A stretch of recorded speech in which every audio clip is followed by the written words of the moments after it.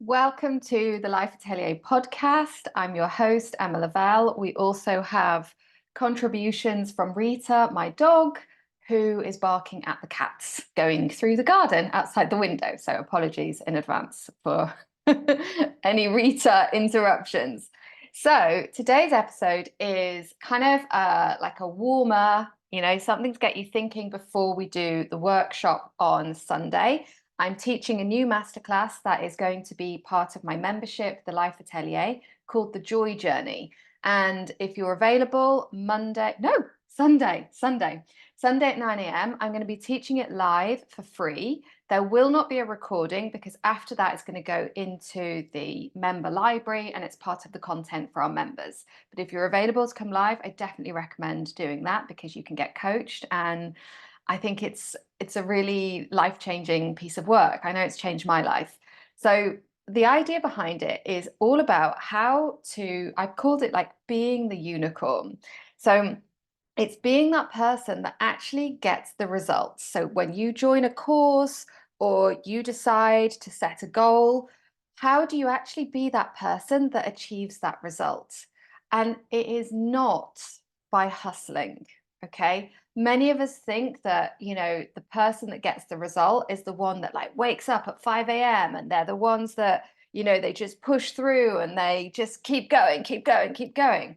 And yeah, you can get results like that, but very likely you're also going to burn out or you're going to hate the experience. You're going to get the result and then you're going to think, well, maybe I don't want to do that again because the experience was so miserable. So instead, the joy journey is about achieving your goals as the unicorn, being that person that at the end of it, they're like, yeah, I did it and it was fun and it was amazing. Okay. And I realized that this is a skill of mine that I developed fairly late. I would say I developed this skill of being the unicorn when I was, well, now it doesn't feel so late because now I'm almost 38. And so it's been 10 years of being the unicorn. But it was probably when I was 27 and I did my teacher training to teach English as a foreign language in Thailand. And up until that point, I had a story about myself that I didn't finish things, that I had to struggle. I made myself, just before we went to Thailand, I got incredibly sick because I was working so much. And I thought the only way that I could do it was just brute force because I had this mentality of like putting in hours and that being how I got my results. So I really got very sick. I had to go to the doctor because my vision started to go strange. And yeah, I was creating a burnout cycle. Then once I got to Thailand, one of the first changes that I made before I did the teacher training was I knew that coffee was not going to be my friend during this process. So I stopped drinking alcohol, I stopped drinking coffee. I really started to think about how I could pace myself and how I could be present and how I could focus. And on the first day, I've talked about this many times before, but I decided that I was going to be confident. And when I arrived at the course, all the other teachers were there, and I just walked up to them and I said, "Hey, everyone, I'm Emma. Who are you? Where have you come from?" And what happened was in that moment, I changed my identity from being somebody that had a story about being, shy and needing to wait for people to talk to her, to being the person that was going to put other people at ease and being the person that was going to do the difficult thing first. And that was just the start of it. After that, I became an English teacher. I became the highest earning English teacher on the platform that I taught. I set up my own business. I went from working in an academy, which was the usual path for English teachers. I did a couple of months of that and I said, this is not for me. I'm going to do business English. I'm going to be self-employed. I'm going to set up a business. I'm going to set up a platform. And I really did all these things, didn't notice that they were particularly impressive or that they were particularly different at the time because I was just focused on what I was doing. And the same thing happened. I joined the Time Hackers course back in September of 2022. Yeah, must be 2022 now. And within 3 months, I had increased my earnings. I was able to join the 15-hour workweek mastermind. Once I joined the 15-hour workweek mastermind, I then trained and I certified as a time hacker coach. And what I discovered during this was actually other people hadn't even finished the original course. Other people hadn't got round to watching the videos, they hadn't implemented. And I was really stunned by this. And at the same time, I was discovering that people weren't implementing other things. So I started to think about, okay, what is it that made me able to pause and to implement? And this is where we have these being a unicorn steps. Okay. So in the workshop, in the joy journey, we'll look at how to implement them from this space of joy and play and life balance. But today, I just want you to think about it. Okay, so when we choose to be the unicorn, because it is a choice, right? We can choose to struggle, we can choose to have a story that things are difficult, or we can choose to be the unicorn and say, what if I am that person that can do this easily? So, unicorns approach goals by number one, deciding that they are ready now.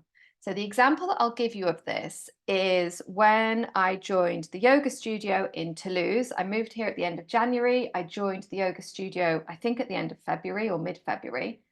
And the thought that I had in my head, and that I'd had in my head for many years, was I need to practice at home so that I can get to a certain level before I go to the studio. This time around, I thought, no, the best place for me to get the result that I want, which is being able to practice yoga and feeling confident and comfortable practicing yoga, is in that studio with the teacher. So my brain has now rewired to know that, okay, I can struggle on my own, I can go the long way, or I can choose to work with the expert, choose to work with the coach, get myself in an environment that's distraction free, get that result. And what's happened is in less than 3 months, I felt my body change. I felt the impact on my life within a couple of days. And I'm now planning on doing yoga teacher training this autumn. That is my big goal for myself so that I can bring a yoga practice into my life coaching studio, right? That would not have happened if I was doing this at home and I was waiting to be ready. Number two, they look forwards, not backwards. This is a big part of the Life Atelier membership. We have a whole module looking at working with your future self. What this means is that instead of looking at the things that we did in the past and results that we had and saying, well, actually, I joined this course and I didn't manage to finish it. So I probably shouldn't do another thing because I'm not going to finish it this time. Or I always give up when I start things. I'm not in the right place. No, look forward. There's a little video I've put on Instagram, which is a technique, or it's a little trick that I use, which is just physically, when I notice that I'm looking backwards, I physically turn my head and I look forwards. I look to the right. And it's just a reminder to myself to just replace that thought with one that helps me to look forward. Okay. Number three, they choose the result they want and they run through the storm to get it instead of getting steadily damper running away as the storm follows them. I think I talked about this in the episode last week. It's a similar thing, just to dive a bit deeper into that choosing to go to the yoga studio now. And I heard about this example in a book, I think it's Wealth Habits by Candy Valentino, where she was talking about this example of oxes. There's this region where you have oxes and you have cows, and they get these really bad storms, and the storms travel. Now, what the cows will do is try to outrun the storm. Okay, and you can think of this as us like avoiding discomfort.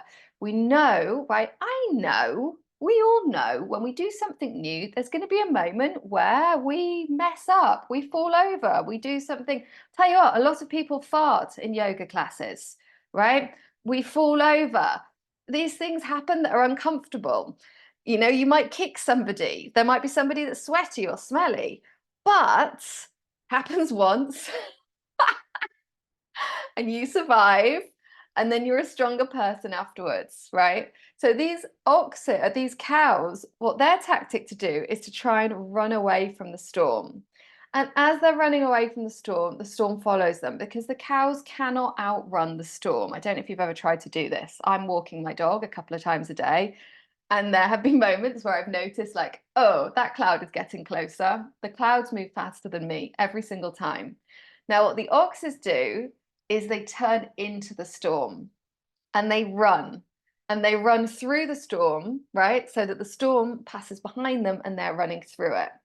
And I heard my coach describe this as we can have the thing that we're scared of doing, and it can be like a bucket of water over our head, like drip, drip, dripping, or we just tip it. We just get it over and done with, right? And then we get the benefit of not having the bucket of water over our head and that like adrenaline rush and that joy and that experience of like, oh, I did it. Okay, so again, that was what made me, that's what supported me in having taken that decision of I am ready now to make progress in my yoga practice, to create my 15-hour work week, to build my business, whatever it was that I was going to do. And I'm going to run into the storm. Now, it doesn't mean you just do it with your eyes closed, like, we'll talk about that on Sunday. But just think about that choice. And right now, are you avoiding discomfort or are you choosing to move through it? Unicorns also approach goals by getting back up again and again. Now, this came up, I'll do a whole podcast on this, I think. And it's kind of why I'm doing the joy journey this Sunday. Really, this is about something that I noticed I developed a capacity to do, which was realizing that I can get back again. I knew that when I was committed to doing something, and I will tell you when I realized this, it was the first time I finished a course. And I had started and dropped out of, I think, 7 degrees. I'll have to count it. But anyway, it was quite a lot. And so, of course, each time I did that, I reinforced the story of I'm someone that doesn't finish things, I can't finish things. And I'd signed up for this interior design course when I was 24 or 25, I don't know.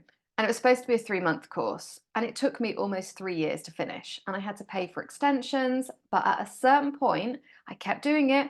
I kept doing it. And it was the same with quitting smoking, right? There was a period when I tried to quit smoking. In fact, it was more or less at the same time, which is interesting because as I was becoming somebody that was able to quit smoking, I was also becoming somebody that realized they could finish things. Okay. So pin that for another day. That's valuable, right? And so when I was quitting smoking, what I would do is I would buy a packet of cigarettes and then smoke one and then I'd throw the packet away.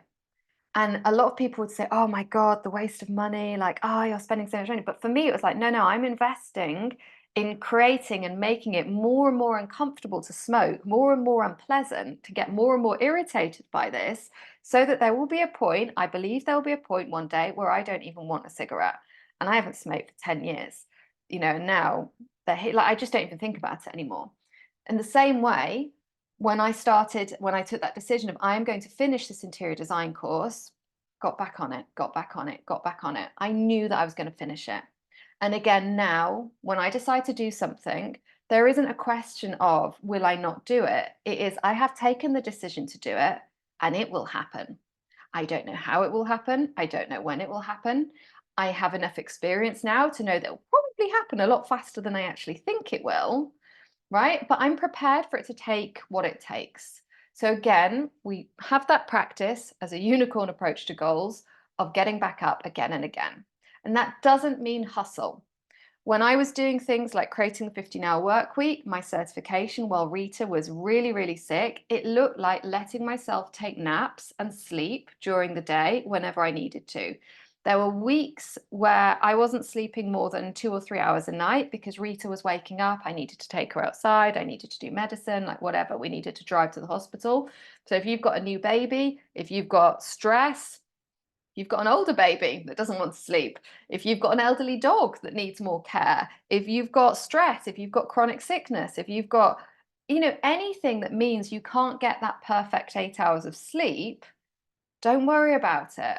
Your all in right now might mean that you sleep and you practice self-compassion as much as you can and you learn that skill so that having invested in that skill, you've got that resilience of getting back up again and again. Okay? Which links us nicely to the next one. They don't judge themselves, right? Again, it's similar to looking forwards, not backwards, but I wanted to highlight that we're able to look forwards and not backwards when we don't judge ourselves. And we notice like, okay, I had that intention to wake up at 6 o'clock this morning because I didn't do the work that I wanted to do yesterday. And then I still slept past my alarm this morning. Whatever, it's done. No judgment. What can I do now? In these 10 minutes, what can I do now? Okay. They have a coaching practice. They evaluate, they learn, they implement. And this is something, even me, I am a life coach. I sell coaching. I believe in coaching. When something isn't happening in my life that is the way I want it to be, when I'm not getting the result that I want, Usually what happens is I create a lot of drama about it. I make it seem like it's a big complicated thing because I still have a human brain. I go and I get coached, and 9 times out of 10, we realize I'm not coaching myself. Okay, I haven't been setting an intention and evaluating. I haven't been sitting with the uncomfortable feelings.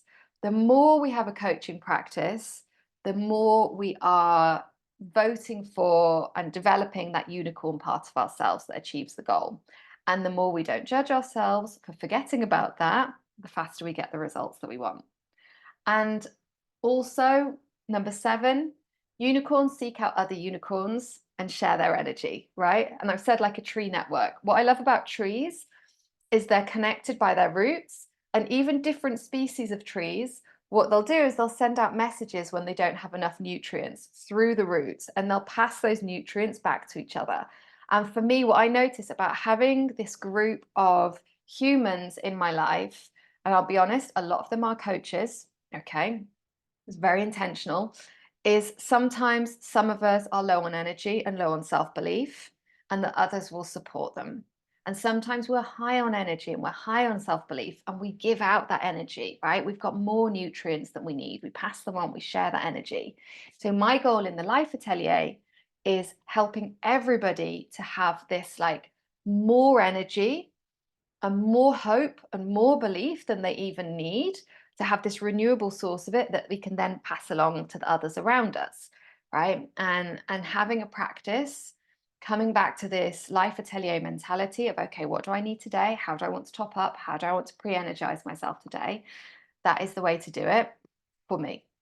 And finally, I've put here the one ring to rule them all. This is the most unicorn way to achieve goals, the best way to be a unicorn, is to know that the destination will feel like the journey. I first heard this, I don't know, years ago, and I felt like, what? What does that mean? And over time, I have experienced it in so many different ways.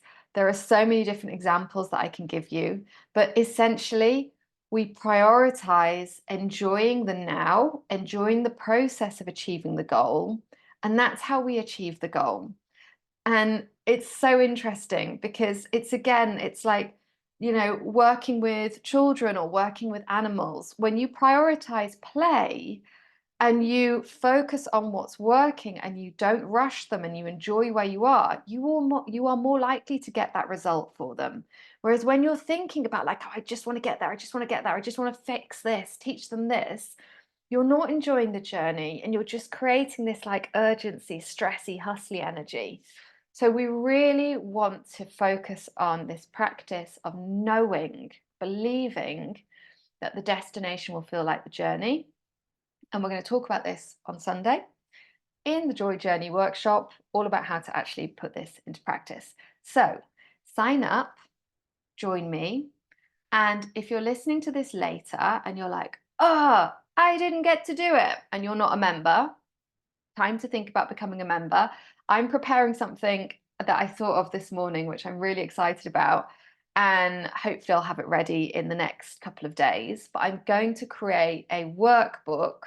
I had this idea so long ago, and it's like it's on my vision board of taking my mum to Waterstones in Manchester, and she will see this book that I've created in Waterstones. So rather than waiting for that, I'm going to make it now. So it's going to be a workbook that will take you through the Life Atelier process. It will have all of the questions, all of the exercises that you can do in there. And I'm also going to make a daily journal that will have the daily questions and the daily practices for you to use. And I'm going to do a digital copy for our quarterly subscribers. And then if you sign up for the annual membership, I am going to post a physical copy. And that is for you, but it's also for me, so that I can start to see these Life Atelier journals out there in the real world being used by real humans like you to bring your ideas and your goals to life. So see you on Sunday, or see you in the Life Atelier, or see you in our next podcast.